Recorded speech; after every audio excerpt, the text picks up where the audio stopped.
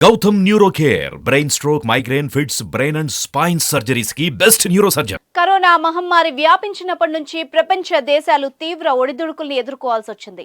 ఇతర సంస్థల పరిస్థితి పక్కన పెడితే ఐటీ కంపెనీల అవస్థలు మాత్రం వర్ణనాతీతం అని చెప్పాలి. దిగ్గజ కంపెనీలు సైతం ఆర్థిక పరిస్థితుల కారణంగా తమ ఉద్యోగుల్ని తొలగించాల్సి వచ్చింది. అయితే 2023 ప్రారంభం కంటే చివరి త్రైమాసికం కొంత వృద్ధి చెందినట్టు తెలుస్తోంది. దీనికి సంబంధించిన మరిన్ని వివరాలు ఇప్పుడు తెలుసుకుందాం. 2023లో పరిస్థితులు కొంత సాధారణ స్థాయికి వచ్చినప్పటికీ చాలా ఐటీ సంస్థలు బడ్జెట్ విషయంలో ఆచితూచి అడుగులు వేశాయి.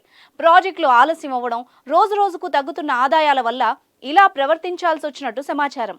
ఈ ప్రభావం ఉద్యోగుల మీద, వారి జీతాల మీద కూడా పడింది. ఈ కారణంగానే జీతాల పెంపు కూడా కొంత వాయిదా పడింది.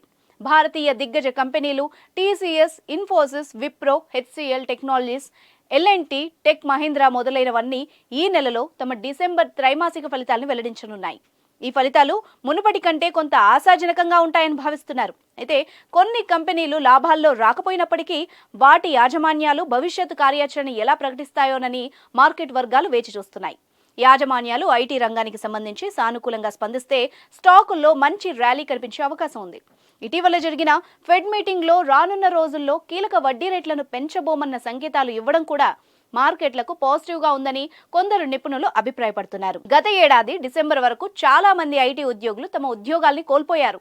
ఈ ఏడాది ఉద్యోగులు తొలగించే పరిస్థితులు కనిపించినప్పటికీ కొత్త ఉద్యోగాలు పెరిగే సూచనలు కూడా ఆశాజనకంగా ఉండొచ్చని భావిస్తున్నారు. అయితే artificial intelligence, data science, cyber security నిపుణులకు మాత్రం డిమాండ్ పెరుగుతుందని అంచనా వేస్తున్నట్టు తెలిపింది.